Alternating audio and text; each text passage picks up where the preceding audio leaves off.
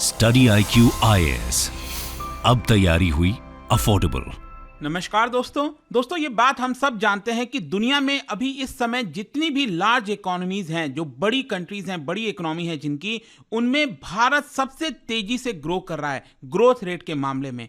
लेकिन यहां पर मैं आज आपसे डिस्कस करूंगा वीडियो के अंदर कि जो इन्वेस्टर्स हैं उनके लिए 3 मेजर कंसर्न्स क्या हैं। देखो, अब प्रॉब्लम क्या है भारत के लिए इस समय सबसे ज्यादा, वो है हमारे पास कैपिटल। हमें जरूरत है कैपिटल की, इसके बिना यहां पर हम कुछ नहीं कर सकते। और जितना ज्यादा कैपिटल आएगा, और ये सिर्फ भारत की बात नहीं कर रहा हूं मैं, अगर आप चाइना का भी ग्रोथ स्टोरी देखोगे तो वहां पर बहुत सारा निवेश आया था, तब जाकर चाइना को हम आज के डेट में manufacturing capital of the world के रूप में जानते थे। लेकिन अब चीजें धीरे धीरे चेंज हो रही हैं और भारत पर निर्भरता बढ़ रही है। लेकिन यहां पर 3 मेजर कंसर्न्स क्या हैं वो मैं आपके साथ डिस्कस करूंगा वीडियो के अंदर, जिसकी वजह से यहां पर हमें हमारे इकोनॉमी को प्रॉब्लम हो सकती है। और अगर वो सॉल्व हो जाता है तो कहीं ना कहीं ये भारत के लिए बहुत अच्छा संकेत होगा। काफी कुछ जानने को है, चलिए आगे बढ़ते हैं। लेकिन उससे पहले ध्यान रखिएगा, आप में से जो भी लोग यूपीएससी की प्रिपरेशन कर रहे हैं, हमारा फाउंडेशन बैच है दोस्तों। इस बैच के अंदर प्रीलिम्स, मेंस, इंटरव्यू सब कुछ, मतलब एक सिंगल बैच लेकर आप पूरी तैयारी कर सकते हैं। आपको कुछ भी एक्स्ट्रा लेने की जरूरत नहीं है। जैसे हमारा पर्सनल मेंटरशिप आपको दिया जाता है, टेस्ट सीरीज हो गया, answer writing practice daily basis पर, लाइव क्लासेस होते हैं सभी।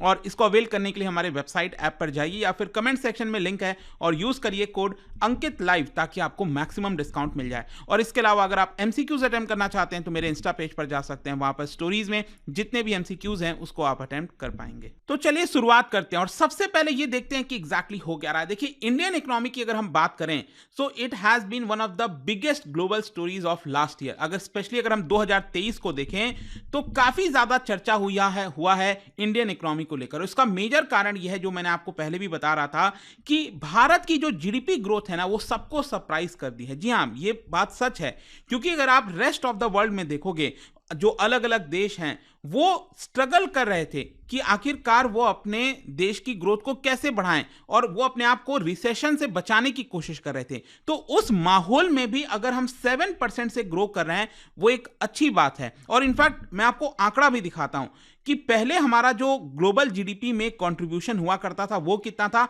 और अब आप देखिए पिछले 3-4 सालों से अगर आप देखोगे, स्पेशली 2022, 23, 24, ये मतलब अभी 24 तो चल ही रहा है, 22, 23 अगर आप देखिए, हर क्वार्टर में भारत ने मेजर कंट्रीब्यूशन दिया है पूरे वर्ल्ड जीडीपी में। ग्लोबल जीडीपी में आप देख सकते हो, ग्लोबल रियल जीडीपी ग्रोथ की मैं बात कर रहा हूं, यहां पर 17%, 16%। याद रखिएगा, जो ग्रोथ होता है ना, उसमें कितना परसेंटेज शेयर है, मैं उसकी चर्चा कर रहा हूं। टोटल जीडीपी में तो ऑब्वियस ही बात है भारत का कंट्रीब्यूशन अभी बहुत कम है, क्योंकि जो 2 सबसे बड़ी इकोनॉमी है, चाहे यूएस हो गई, चाइना हो गया, तो वो ज्यादा कंट्रीब्यूट करते हैं। लेकिन ग्रोथ जो हो रही है उस टर्म में अगर हम देखें तो भारत आज के डेट में सबसे ज्यादा कंट्रीब्यूशन कर रहा है, 16-17%, 18% के आसपास। ठीक है, तो यहां पर एक और चीज हुआ था 2023 में, वो ये था कि 2023 के जस्ट पहले चाइना को सबसे मेन पार्ट के तरह देखा जाता था। मतलब जो ग्लोबल इन्वेस्टर्स होते थे वो चाइना की तरफ हमेशा रुख करने की कोशिश करते थे, उनको लगता था वहीं से प्रॉफिट होने वाला है। लेकिन स्पेशली कोविड के बाद से अगर आप देखिए तो जो ग्लोबल इन्वेस्टर्स हैं वो अपने आप को डाइवर्सिफाई करने की कोशिश कर रहे हैं और अलग अलग देशों को एज अ सब्स्टिट्यूट के तौर पर देख रहे हैं। तो दुनिया में अगर आप देखोगे तो मैक्सिको और वियतनाम, ये 2 देश भी सब्स्टिट्यूट के तौर पर आए थे। लेकिन जो साइज भारत के पास है, जो यूनिक एडवांटेज भारत के पास है, वो कहीं पर भी नहीं मिलेगा। मतलब एक्चुअली दुनिया में जितने भी ग्लोबल इन्वेस्टर्स हैं, अगर उनको सब्स्टिट्यूट ढूंढना है चाइना का, तो वो इकलौता इस समय भारत हो सकता है। और भारत का जो अट्रैक्टिवनेस है वो सिर्फ ये नहीं है कि हम चाइना की सब्स्टिट्यूट हो सकते हैं।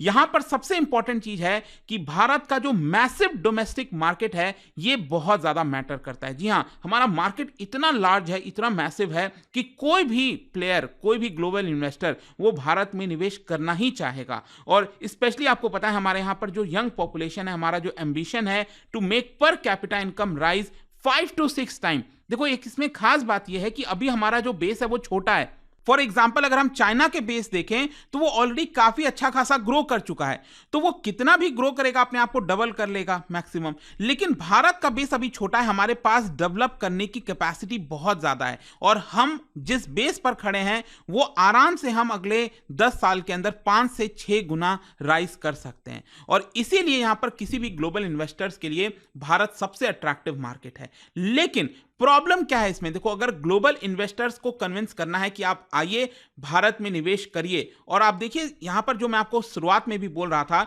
कि भारत में जो एक सबसे इंपॉर्टेंट फैक्टर ऑफ प्रोडक्शन की जरूरत है वो क्या है। देखो फैक्टर ऑफ प्रोडक्शन क्या होता है, जो अगर हमें कोई भी चीज प्रोड्यूस करना है उसमें सबसे इंपॉर्टेंट चीज हमें क्या चाहिए होती है, लैंड, लेबर, कैपिटल, एंटरप्रेन्योर। तो यहां पर लैंड है, लेबर है, एंटरप्रेन्योर भी हैं, लेकिन क्या चीज की कमी है, कैपिटल। मतलब मैं ये नहीं कर रहा हूं एकदम है ही नहीं, लेकिन जितना ज्यादा कैपिटल आएगा उतना बेटर होगा। तो ये जो ग्लोबल इन्वेस्टर्स है ना वो बहुत सारा कैपिटल भारत के अंदर ला सकते हैं। लेकिन फॉरेन इन्वेस्टर्स को 3 मेन प्रॉब्लम है, और ये 3 मेन प्रॉब्लम्स मैं क्यों बता रहा हूं, क्योंकि रिसेंटली जो मॉर्गन स्टैनले के जो इकोनॉमिस्ट है उन्होंने एक रिसर्च नोट निकाला था, और उसके अंदर ये 3 मेजर प्रॉब्लम्स की बात की थी, वो मैं आपसे अब डिस्कस करूंगा एक एक करके। सबसे पहला है विल इंडियंस स्पेंड मोर। जब मैं ये कहता हूं तो हमारा देखो जो पॉपुलेशन है वो काफी लार्ज है, जो हमारे लिए बेनिफिशियल हो सकता है। कोई भी कंपनी आएगी उसको दिखेगा ना कि यार मार्केट तो इतना ह्यूज है, इतने लोग रहते हैं, तो डिमांड तो होगा ही होगा, वो जो भी बनाएंगे वो बिकना ही बिकना है। लेकिन अल्टीमेटली डिपेंड करता है कि हमारे यहां पर परचेजिंग पावर कितनी है।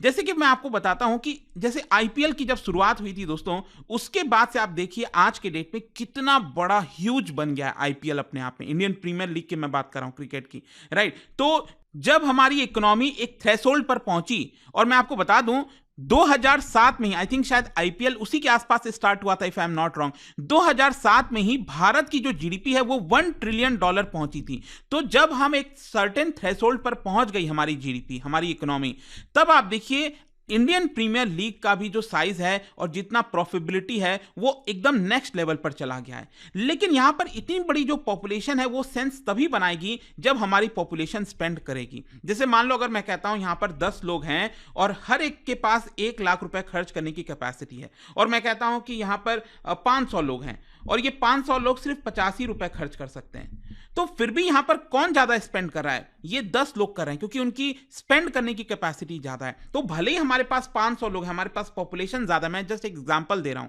तो उनकी हमारी जो कैपेसिटी है ना ये पे करने की, कंज्यूम करने की, वो हमें बढ़ाने की जरूरत है। Large number of poor people या फिर people with low purchasing power बहुत ही कम मैटर करते हैं दुनिया में। देखिए यहां पर एक चीज आपको समझना है, जो हमारी जीडीपी है, अगर आप उसमें कंट्रीब्यूशन देखो, जीडीपी हम कहते हैं ना C+I+G+NX, ठीक है। तो यहां पर जो C है वो क्या है, प्राइवेट कंजम्पशन। तो हमारे जीडीपी में ये जो कंजम्पशन है, मैं इसी की बात कर रहा हूं, और जीडीपी में सबसे ज्यादा कंट्रीब्यूशन किसका है हमारे, वो है इसी प्राइवेट कंजम्पशन का। लगभग 55 से 60% ये कंजम्पशन वाले मैटर करते हैं, इनका वेटेज आपको देखने को मिलेगा। लेकिन क्योंकि पॉपुलेशन इतनी ज्यादा है, इसके साथ साथ हमें उसके परचेजिंग पावर को इंक्रीज करने की जरूरत है।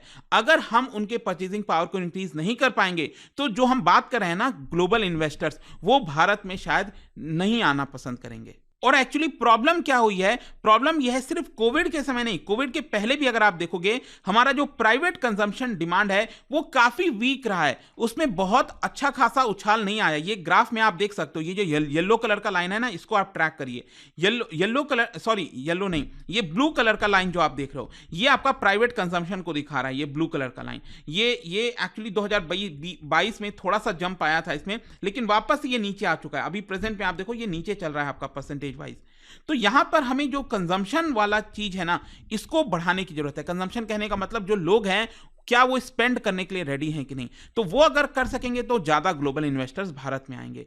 फिर नेक्स्ट यहां पर जो दूसरी बड़ी कंसर्न है वो है आपका प्राइवेट सेक्टर, क्या वो निवेश करेंगे कि नहीं। मैं यहां पर बात कर रहा हूं इन्वेस्टमेंट की। बेसिकली जो प्राइवेट सेक्टर है ना, देखो अभी जस्ट मैंने आपको क्या बताया था, जीडीपी क्या होता है, यह है C+I+G+NX, राइट। तो यहां पर कंजम्पशन की तो हमने बात कर ली। दूसरा ये जो इन्वेस्टमेंट है, ये प्राइवेट इन्वेस्टमेंट की हम बात कर रहे हैं, ये हमारे जीडीपी में लगभग आप कह सकते हैं 30% कंट्रीब्यूट करता है। तो क्या ये जो प्राइवेट सेक्टर है वो इन्वेस्ट करेगा कि नहीं? अब जब मैं इन्वेस्ट कहता हूं, मान लो कोई कंपनी है, उसमें आपको बहुत सारी चीजें चाहिए होती है, आपको बिल्डिंग बनानी है, उसमें एक फैक्ट्री खोलना है, या फिर अपने एम्प्लॉयज के लिए नए कंप्यूटर्स खरीदना है, ये सब क्या है, ये इन्वेस्टमेंट है, तभी तो आपकी कंपनी चलती है। तो क्या है कि जो हम इन्वेस्टमेंट की बात करें, इसको शॉर्ट में GFC भी कहा जाता है, मतलब ग्रॉस फिक्स्ड कैपिटल फॉर्मेशन। और ये जो आप देख रहे हो ना, ये येलो कलर वाला लाइन, ये उसी चीज को दिखा रहा है, ग्रॉस फिक्स्ड कैपिटल फॉर्मेशन। तो ये भी अभी काफी कम है, इसको हमें फर्दर इंक्रीज करने की जरूरत है। एक्चुअली मैं आपको बताता हूं कि यहां पर जो इन्वेस्टमेंट अभी ज्यादातर हो रहा है देश के अंदर, उसमें सरकार का काफी ज्यादा बड़ा रोल है। स्पेशली कोविड में क्या हुआ था कि सरकार काफी सारा निवेश कर रही थी, लेकिन क्या है कि ओवरऑल वेटेज अगर आप देखोगे सरकार का, गवर्नमेंट एक्सपेंडिचर का हमारे जीडीपी में, वो बहुत कम है, 10% के आसपास है।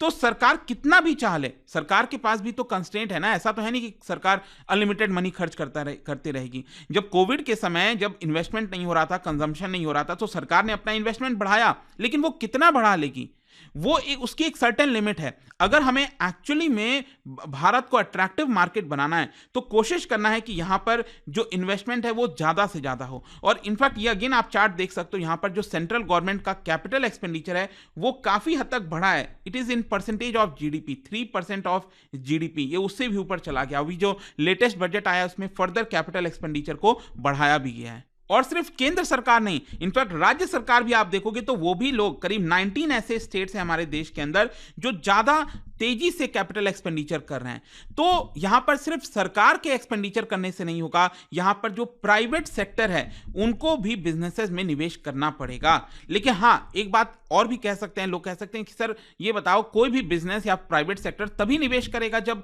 कंजम्पशन बढ़ेगा, जब उसको दिखेगा डिमांड है। तो वो दोनों एक दूसरे से चीजें रिलेटेड हैं, और यहीं पर रोल सरकार का आ जाता है कि सरकार कैसे इस चीज को बूस्ट कर पाती है। तो यहां पर दूसरा जो प्रॉब्लम है वो यही है, कंसर्न है, इनफैक्ट मैं कहूंगा प्रॉब्लम नहीं, कंसर्न है, और इस कंसर्न को कहीं ना कहीं सॉल्व करने की जरूरत है सरकार को।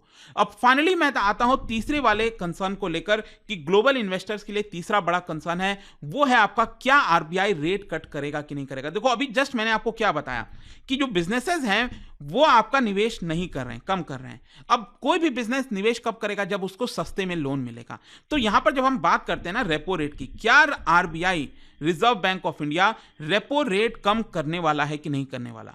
क्योंकि अगर आप लेटेस्ट पॉलिसीज वगैरह देखोगे तो उसमें ऐसा लग रहा है कि आरबीआई हॉकिश पॉलिसी अपना रहा है। हॉकिश का मतलब यह है कि वो इन्फ्लेशन को कंट्रोल करने में ज्यादा लगा हुआ है रादर देन बूस्टिंग ग्रोथ। हाँ, ये बात सही है कि हमें इन्फ्लेशन को भी कंट्रोल करना है, लेकिन साथ साथ हमें ग्रोथ पर भी देखना है। अगर हमारा रेपो रेट बहुत ऊपर चला जाएगा और वहीं पर रहेगा तो कोई भी उधार लेना पसंद नहीं करेगा, और उधार नहीं लेगा, निवेश नहीं करेगा, जीडीपी ग्रो नहीं होगी। तो यहां पर देखना होगा कि क्या आरबीआई यहां पे रेट कट करती है कि नहीं, ये बहुत इंपॉर्टेंट। ऑल्दो यहां पर मैं बता दूं, जो अभी लेटेस्ट पॉलिसी, जो अभी बजट आया था, उसमें सरकार ने जिस तरह से फिस्कल डेफिसिट को कंट्रोल में रखा है और बाकी की चीजें की हैं, इससे ऐसा लगता है कि शायद हां आगे चलकर रेट कट होने वाला है। खैर, आई होप आपको समझ में आ गया होगा, वो जो तीनों कंसर्न मैंने आपको बताया, अगर ये रिजॉल्व हो जाता है तो कहीं ना कहीं हमारे इंडियन इकोनॉमी को एक बहुत बड़ा बूस्ट मिल सकता है, और वो है ग्लोबल इन्वेस्टर से बहुत सारा पैसा। ठीक है, तो ये वीडियो था। और जाने से पहले एक इंटरेस्टिंग क्वेश्चन, क्या बता सकते हो, अगर कोई पर्सन सेटिस्फाइड नहीं है बैंकिंग ओम्बड्समैन से, और बैंकिंग ओम्बड्समैन क्या होता है कि मान लो किसी बैंक में आपका खाता है और आपके बैंक खाते में से कोई पैसा कट गया, कोई दिक्कत है, और आप बैंक को अप्रोच कर रहे हो, तो आप बैंकिंग ओम्बड्समैन के पास जा सकते हैं। तो वहां पर अगर आपका रिजॉल्व नहीं होता है तो नेक्स्ट आप किस अथॉरिटी को अप्रोच कर सकते हो, ये आपको बताना है इन 4 ऑप्शन में से। इसका राइट आंसर आप सबको पता है, मेरे इंस्टाग्राम पर तो मिलेगा ही। वहां पर अगर आप नहीं हो, कोई बात नहीं, टेलीग्राम से ले सकते हैं इसका सही उत्तर। मैं कई सारे जो एमसीक्यूज हैं वो यहाँ पर स्टोरीज में डालता रहता हूं। अगर आपको पीडीएफ चाहिए तो टेलीग्राम पर आइए, अलग अलग सोशल मीडिया पर आप जुड़ पाओगे। और जैसा मैंने आपको बताया, अगर आप यूपीएससी की तैयारी कर रहे हैं, कोई भी बैच चाहते हैं, you can just use this code Ankit live to get maximum discount. And I hope की वीडियो आपको पसंद आया होगा। मिलता हूं आपसे next time, till then thank you very much, see you soon. Study IQ IAS, अब तैयारी हुई अफोर्डेबल।